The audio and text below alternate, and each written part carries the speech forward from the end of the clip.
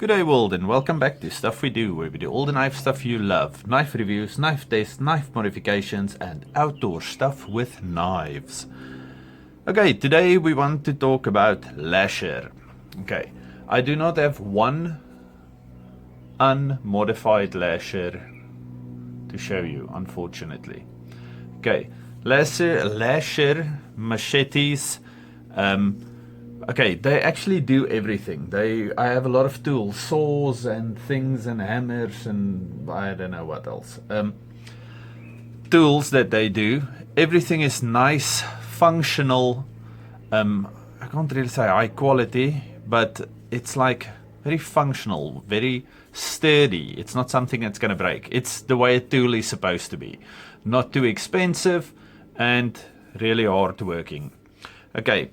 The thing with the machetes, oh wait, I do have an extra one over here. The thing with the machetes, I like to modify their machetes for anything specifically I need. This was a two-handed monster, I think a cane knife or something, and now it's this, very long handle, short fat, but extremely thick and heavy. Okay, I use this to delimb higher up branches, okay, where I struggle to reach.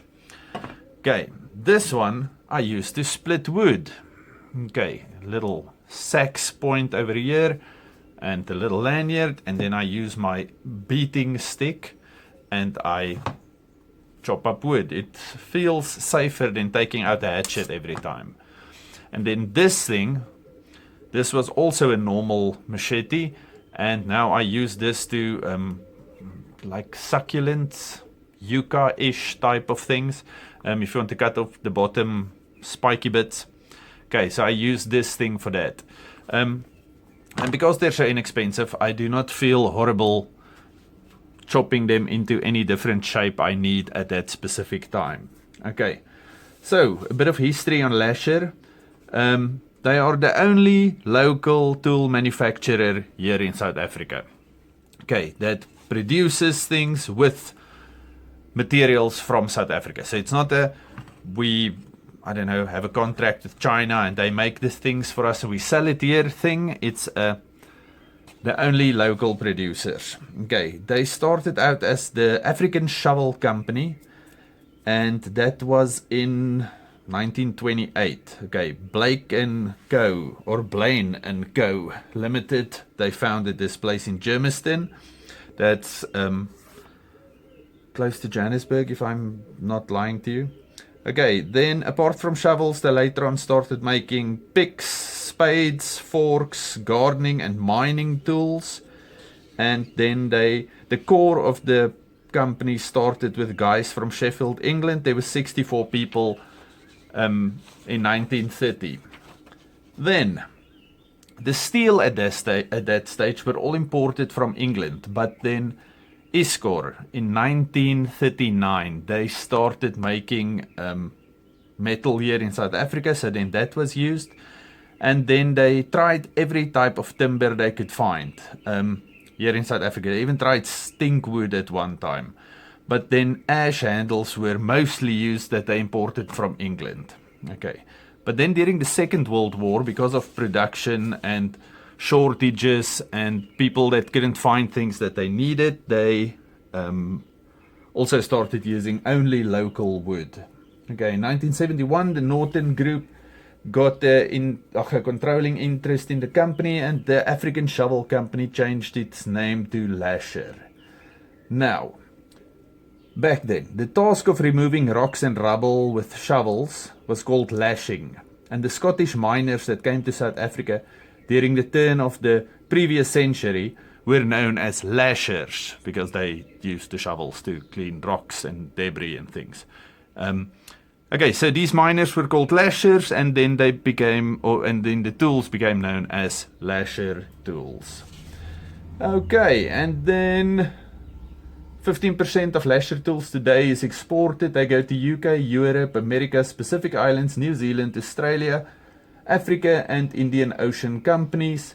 They make 1,200 different tool items. And that is everything I have on them. Okay, so a little bit of history on South Africa. Lasher Tools, named after Scottish immigrants, made in South Africa with South African products. I think it's 1095 steel, and these things are fantastic. Oh, and then of course all the pieces that you cut off, you can actually make knives and ulus and all kinds of little projects with. I don't actually have one of the knives that I made with what I cut off here.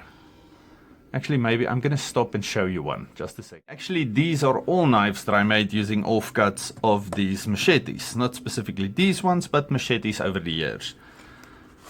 Here is a little, I don't know, multi-purpose knife. Quite nice in the hand. And it works quite nicely for a little braai knife or something. Little interesting sheath, so you can carry it scout style, but I just hang it around my neck. All of these knives live in my kitchen, and they get used in the kitchen, and if anything can survive in a kitchen, that is truly a fantastic knife, because apart from the fact that your wife uses them, they also sometimes, let's say you use it on a Friday, and you only really wash dishes again at Sunday night. These things lie in a thing of soapy water for a few days. Again, this is my attempt at a Nesmuk style knife. The straight grinds were done on the belt grinder, and these wavy grinds I did with the, what do you call it, angle grinder.